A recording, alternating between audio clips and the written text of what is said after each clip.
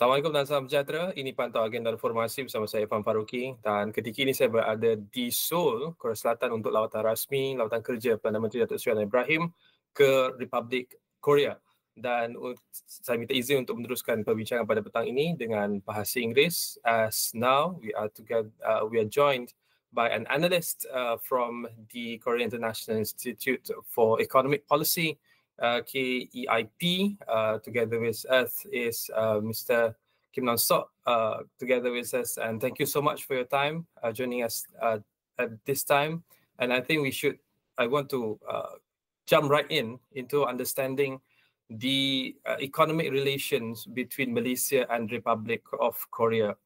Just to cite some of our official figure from the Korea Economic Agency, Trade Agency, in which Korea reported in 2024, the trade account, Korea are importing more than export to Malaysia with trade deficit of $2.4 billion America, which means that Malaysia are receiving more investment, more trade from Korea, which something that might be good on Malaysia part, but in order to understand the bigger picture of the economic relation, Mr. Nam-sok, maybe you can give us a little bit of clearer and general and bigger picture about the current state of bilateral trade and economic scenario between Malaysia and Korea. Yeah, thank you very much, Irfan. So right, you're exactly right. So Korea has been facing a systematic trade deficit from Malaysia, and this is certainly one of few cases among Korea's bilateral trade with ASEAN member states. When we take a look at bilateral trade statistics between Korea and Malaysia, dominating share of trade volumes are for intermediate goods rather than final consumption goods. And this pattern holds for the both direction of the bilateral trade flow between Malaysia and South Korea. And most of this trade in intermediate goods are belonging to sectors in electric machine and mineral energy. So this means that global supply chain in electric machines and mineral fuels or mineral energy has been formed around the bilateral trade between the two nations. And consequently, trade expansions between Korea and Malaysia have been mutually beneficial for both nations, creating opportunities to construct stable production networks. Mm-hmm. So that's the general idea about the bilateral trade between these two countries. Now we move on the key mutual interests and investment between the two countries, in which, in your article this year, entitled Trade Strategies and Economic Growth Path of 5 Southeast Asian Nations, Evaluation on an Outlook of Export-Led Growth Strategies, you've said in the article that Korea should collaborate with ASEAN, Malaysia in particular, based on country-specific optimized strategy. So in case of Malaysia, it means that Korea should provide mutually beneficial business opportunity by looking into Malaysia's new Industrial Master Plan and IMP 2030. So looking at these opportunities and mutual interests, how should both countries proceed with the economic and trade relations in order for both sides to benefit from these relations? Yep, thanks. So new Industrial Master Plan 2030, so-called NIMP 2030, as Irfan mentioned, is very comprehensive policy framework designed for Malaysia's export-led growth with higher value added in domestic industries.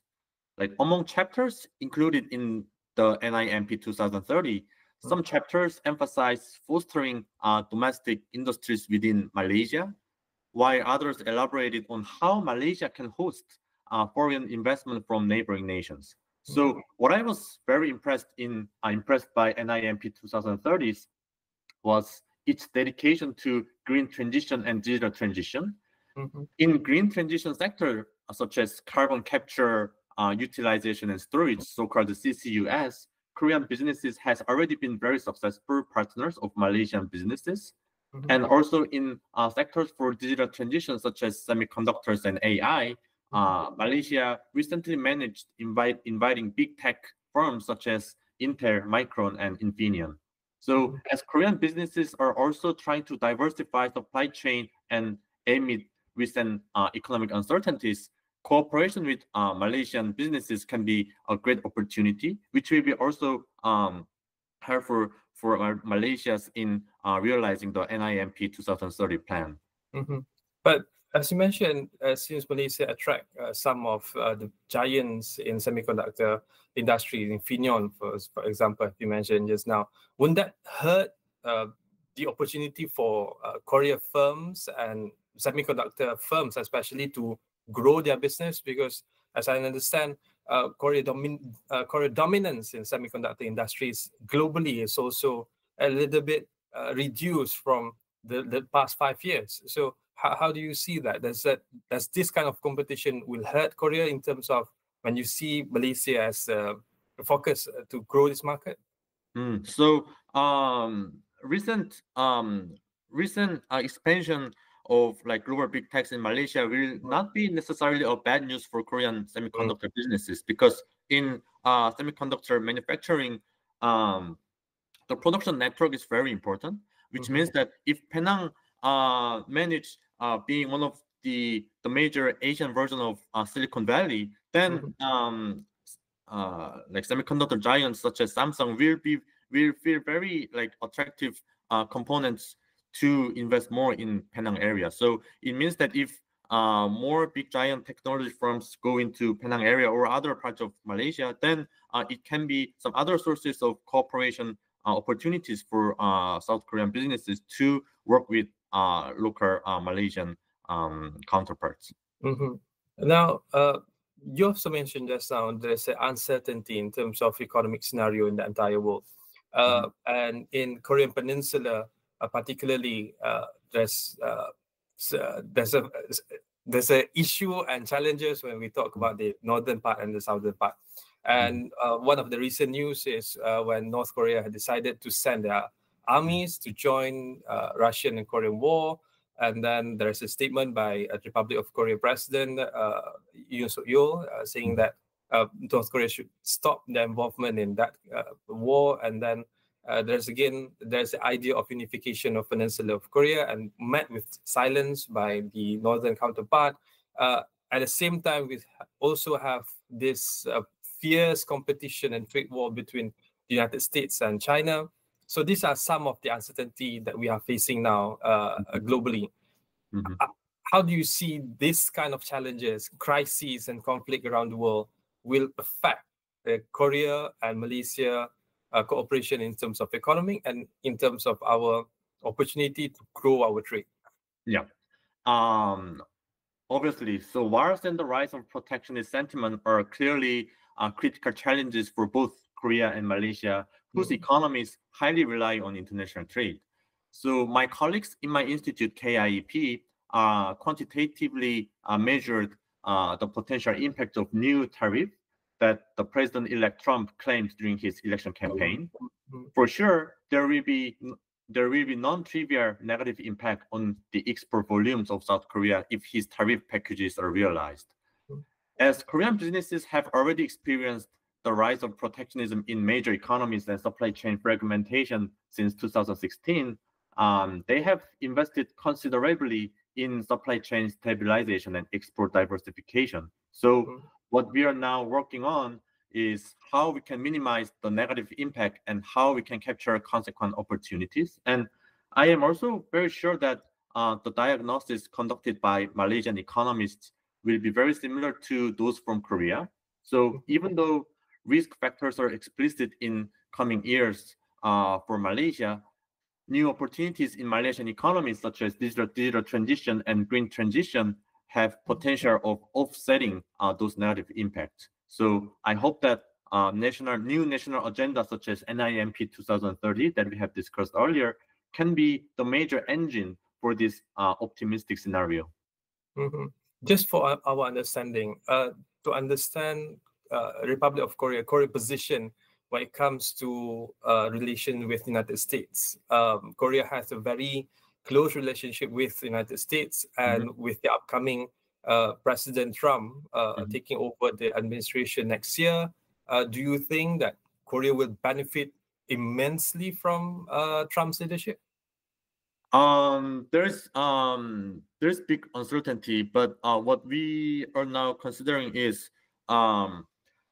President-elect Trump's tariff packages will include is very likely to include very general a general tariff schedule to all nations. So even though Korea has a free trade agreement with the United States of America, it is possible that Korea will still be affected by the general tariff schedule that President-elect Trump has been claiming.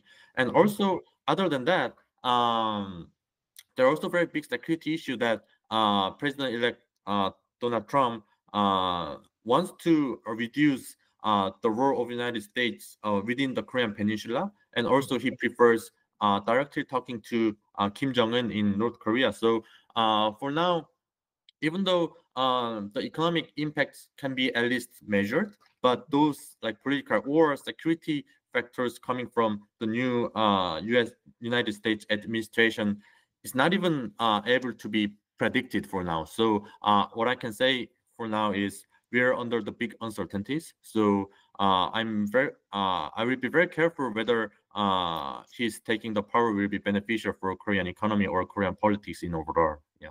All right. Now Yeah. we're coming back to Korea, Malaysia, trade relations and economic ties.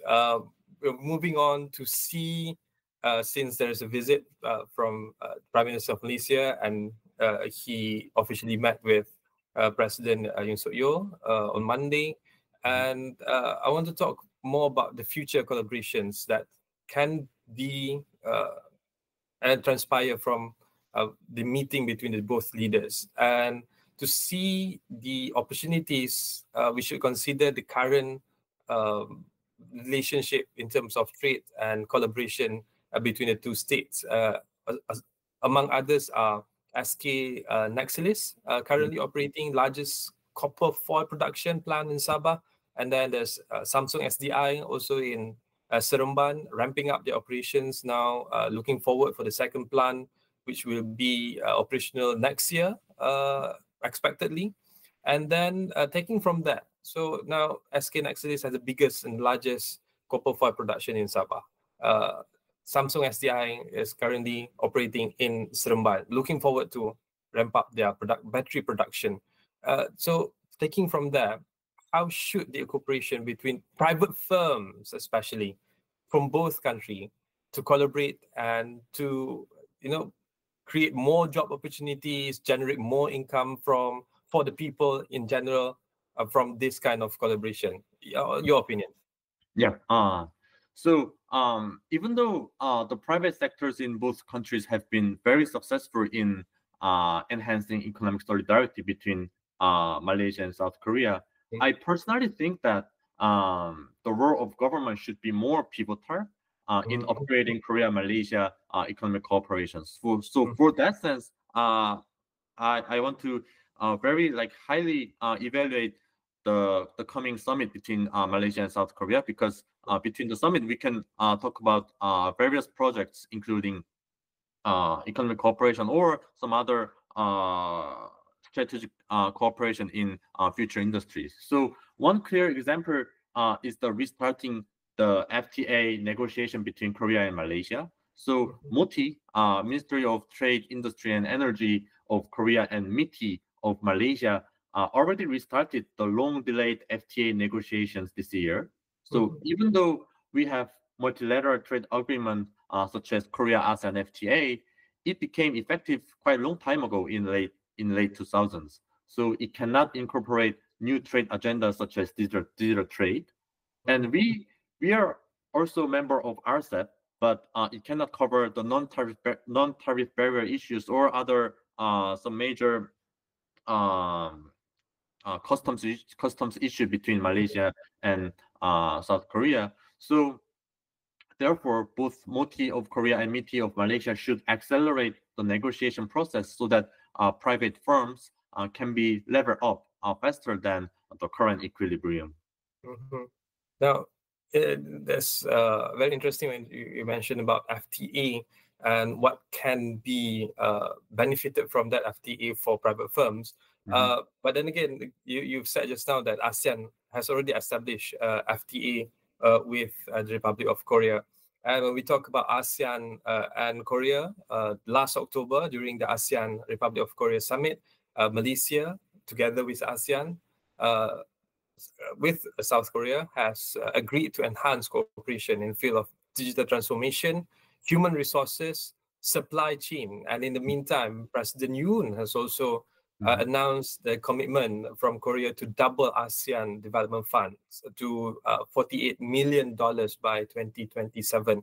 You've mentioned just now ASEAN Korea FTA. Now we are working on Malaysia-Korea FTA, and then there's a development fund, ASEAN development fund announced by President Yoon Suk Yeol last October, amounting $48 million by 2027. How do you see all of this progress will translate into action, and how can we benefit from all of this initiative? So so as you mentioned, the recent Korea ASEAN summit in Vientiane, Laos announced several very attractive new agendas, and also within ASEAN Plus 3 framework, we also agreed to start kind of new like supply chain cooperation with also Japan and China. So it included Korea's like doubling Korea's ASEAN related funds, like doubling the magnitude of the funds. And I think that it can mean many things. So we can add more government-led cooperation projects, and we can also enlarge the existing successful projects. So I have been joining Korea ASEAN economic ministers meeting since last year as delegate, and we do have very successful projects in electric safety and industrial standardization and technology transfer. So I hope that these successful projects can be enlarged thanks to the doubling of the magnitude of the funds. Now, when we talk about that fund, I'm just curious because the fund comes from Korea, which will be invested in ASEAN. How actually, I don't know, maybe the people of Korea feels when the government is spending too much in ASEAN region. Does they understand, Korean understand that this kind of investment will be beneficial for them as well as much as will be beneficial for people in ASEAN? So like general audience in Korea or think that those ASEAN related funds will be very like mutually beneficial for all ASEAN member states and also South Korea, because in many cases those economic cooperation that I have mentioned, such as like economic safety or industry standardization or the technology transfer, even though it will be kind of direct beneficial for developing ASEAN member states, and also it is beneficial for reducing the development gap within ASEAN member states. But at the same time, it can be also translated into some kind of possible business opportunities for Korean people. So, for example, whenever we talk about some kind of like technology transfer in agriculture sector, for example, then it means that the workers in agriculture sector in rural ASEAN will become familiar to like Korean standards in technology implementation, and they will be more familiar in using the goods coming from Korean manufacturers. So it means that even though already China and Japan are already dominating the market in our ASEAN member states, but it can be still those kind of cooperation projects, including ODA, will be some kind of possible sources for Korean businesses to make some possible opportunities to get familiar with ASEAN consumers and to get familiar with ASEAN citizens, so that it can be some kind of source for future investment.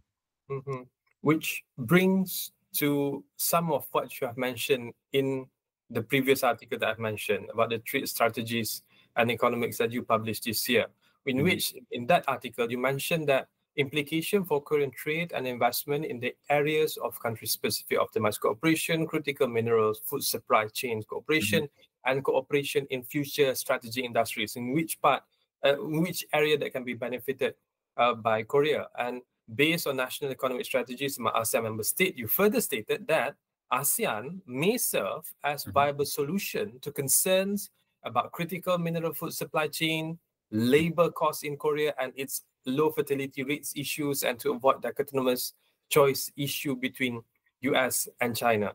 So these three challenges can be overcome by more closer cooperation and bilateral trade between ASEAN in general, Malaysia in particular, with South Korea, in which you mentioned in this article. Maybe you can expand more on that and give us a clearer picture to understand what you've said in this article again. Yeah, thanks, Orphan. So this is very big question. So to my understanding, there are three components in your question. So first, it is about the kind of like critical mineral supply chain security or like food supply chain security for Korea. So Korea is a well-known net importer of energy sources and foods, and the energy security and food security are the major pillars of Korea's economic security agenda. So my article clarified that Korea can contribute to ASEAN member states' mining sectors by providing local investment or assistantship in low pollution mining technologies. And also in agricultural sector, Korea can contribute in smart farm system or in retail, like agricultural retail infrastructure. So these cooperation packages can be helpful in South Korea's securing stable supply of critical minerals and food resources.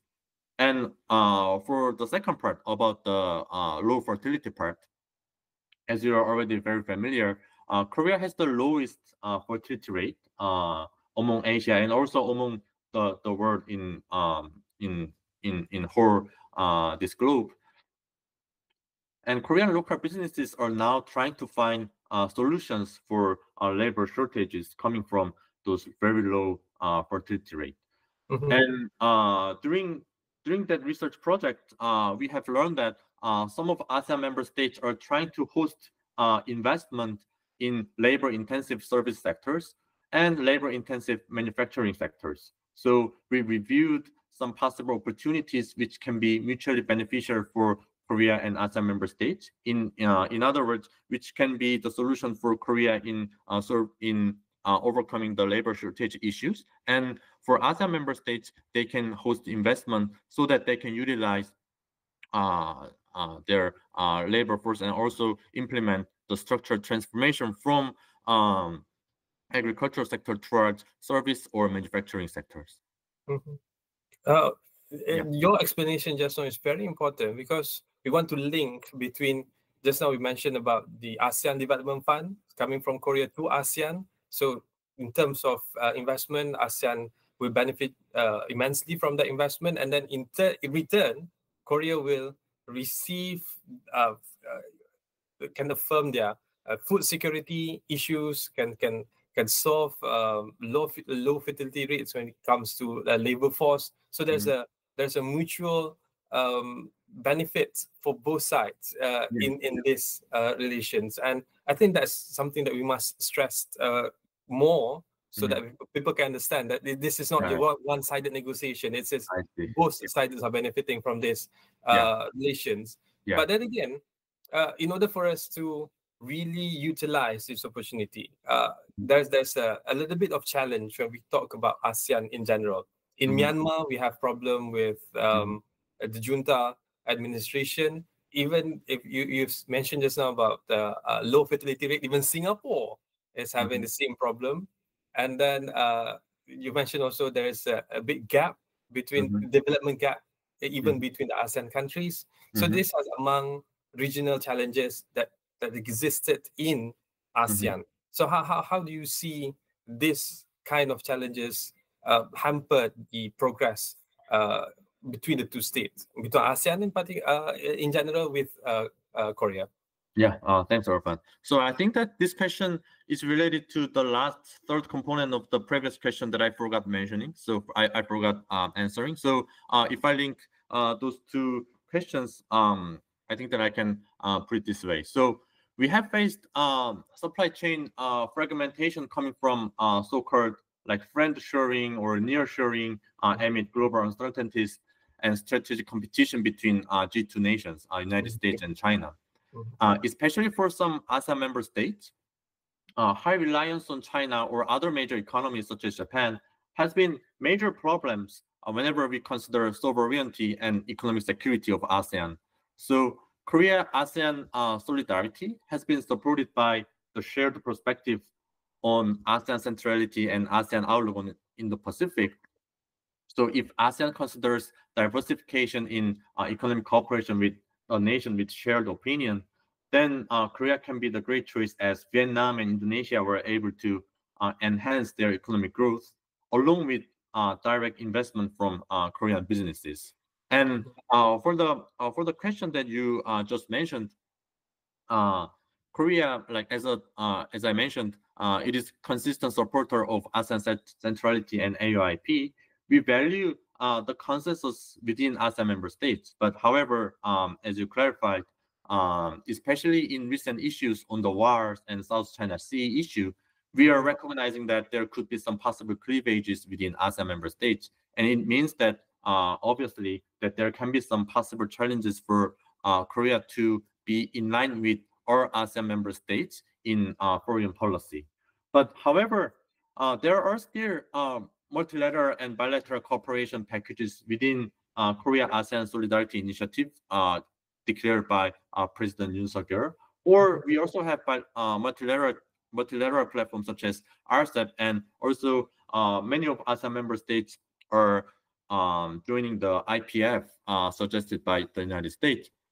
So the realistic solution for both Korea and ASEAN will be starting from what we can do now. So, for example, there are cooperation packages such as upgrading Korea-ASEAN FTA, which will never be affected by the very sensitive foreign policy issues such as South China Sea issue, because whenever we recognize that upgrading Korea-ASEAN FTA will be beneficial for our economy, we can just simply starting from the restarting the negotiation. And I have already heard some good news from Moti of South Korea that ASEAN and South Korea started the joint study to see whether the restarting the negotiation will be beneficial for our member states or not.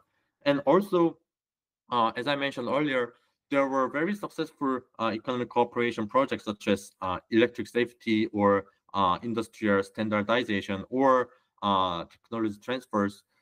Those will be independent to the very sensitive political issue. All right. Thank you so much, Mr. Kim Nam-sok, joining us this evening to share a bit more and shed more lights in terms of understanding the cooperation and trade ties, economic ties between Malaysia and the Republic of Korea in conjunction with the Prime Minister's visit here in Seoul, Korea, for 2 days visit. And once again, we'd like to express our profound gratitude to Mr. Kim Nam-sok, the head of team for Southeast Asia and Oceania Research from Korea Institute for International Economic Policy, KIEP, joining us on Pantau Agenda Reformasi. So that's all for today.